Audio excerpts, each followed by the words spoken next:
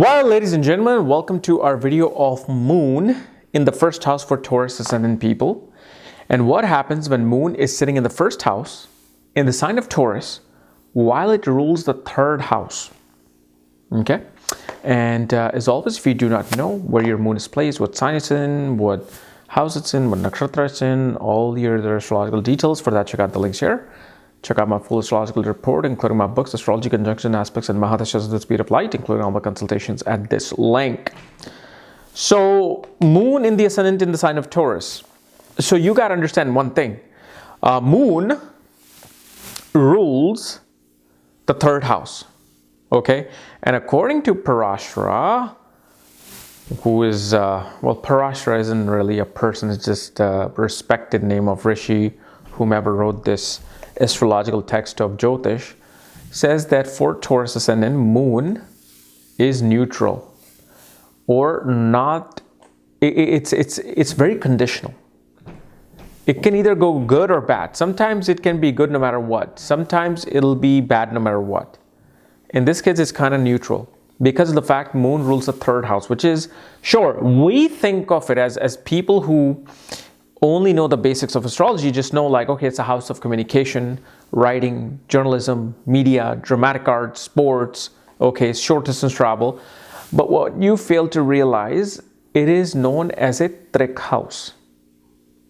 Trick house of obstacles, transformation, sudden things. Why is it that it is the trick house? First of all, if you know the concept of Bhavad Bhavam, third house is 8th from the 8th, meaning it is the 8th placement from the 8th house. So it becomes quite a higher self of the 8th house, which is sudden ups and downs, death, rebirths, transformation. And it is 10th from the 6th house. The karma being performed by the 6th house, which is naturally the house of obstacles, trick house, dushtana, prarabdha karma. So this is why it is not considered the most amazing house. It's not considered the most bad house. It's a neutral house, but it can give, trikta, meaning obstacles. So now you've got this Moon sitting in the ascendant, but you got to understand also that it's conditioned based. So now Moon is conditioned to be exalted, meaning especially for the first 3 degrees or 4 degrees, it'll be exalted. It'll considered very good. And then from 4th degree to 20th degree of Taurus, it'll be considered Mool Trikon, meaning very strong. And then from 20th to 30th degree, it'll just be okay. So it kind of becomes very good in a way. If you're looking for condition, it does become good, but it does come with its drawback. So let's find that out. Now, the first thing that you have to understand when we're trying to judge the Moon, how is the Moon going to operate in somebody's life? You have to look at one very important fact. Is the Moon waxing or is the Moon waning?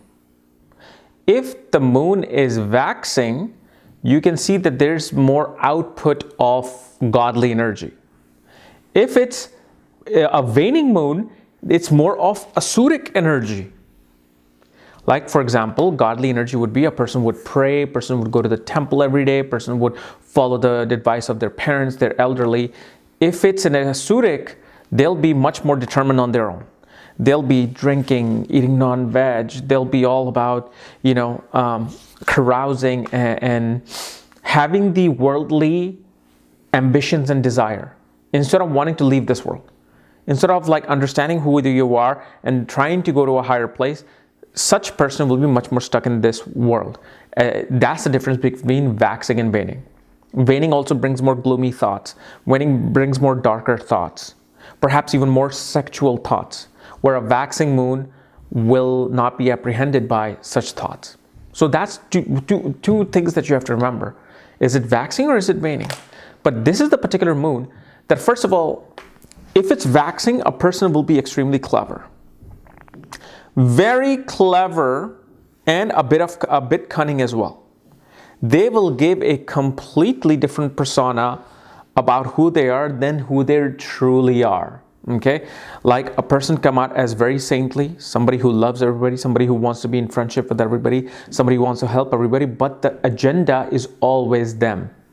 They are looking for something. They are looking for an opportunity to gain from whatever that they're trying to provide to an individual or to the masses.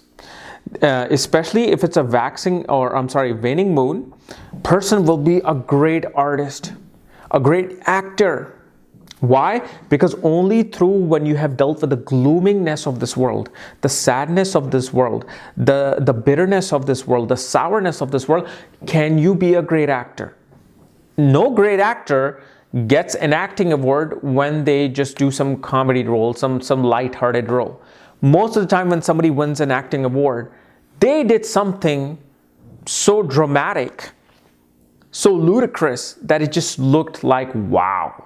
Now that's the portrayal of reality.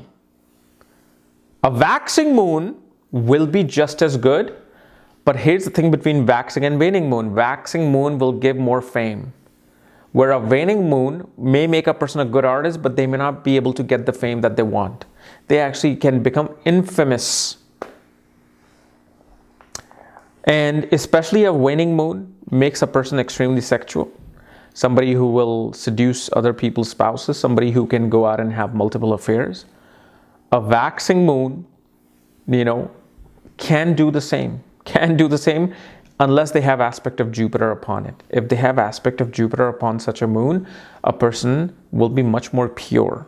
But if it's a waxing moon and yet there's no benefic aspect on the moon, let's say there's no malefic aspect on the moon either, a person will attract other people, the opposite sex, a whole lot more.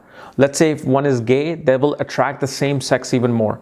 So they're like, hey, look, I'm not trying to be a bad guy here. If your guy or girl wants to come up to me and start talking to me, it's not my fault. I didn't know they were with you. So of course I'm going to have as many people as possible. Where a waning moon will be more going towards making sure that they get the object of their desire. I want that. I don't care if they're married, I don't care if they're engaged, I want that person. That's the difference between waning and waxing moon. One is getting things to no fault of their own. Men and women are just attracted to them. They can leave a lasting impression on people. And then if it's a waning moon, that they're the one who really wants to cause that little bit of a trouble and scandal. Definitely one will be very rich and wealthy and pretty much born with a silver spoon. And that too, especially if it's waning. If it's waxing. Waning moon will require additional support. It can happen, but it'll require additional support of other planets, of perhaps certain yogas being happening from the moon. You definitely want to see the dispositor of moon, which is Venus. And one thing I'll tell you, to really see the wealth of this particular moon, it's giving wealth, look at where the nodes are placed. Rahu and Ketu. When moon is exalted, look where Rahu, Ketu are placed. If Rahu, Ketu placed, at least one of them should be in trinal or Kendra houses. Trine or square, right? Kendra or Trikon. If they're there, and still if the moon is waning, one will get many, will get rich. And also you have to see the dispositor of Rahu and Ketu in such case.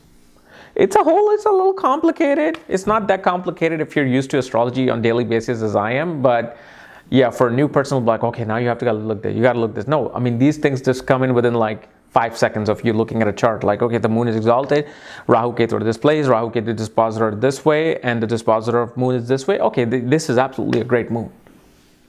But one thing I have noticed from my own practice, whether it's a waning moon or waxing moon, most definitely one gets into affairs. If Jupiter looks at the moon, one will be saved from getting into scandals with affairs.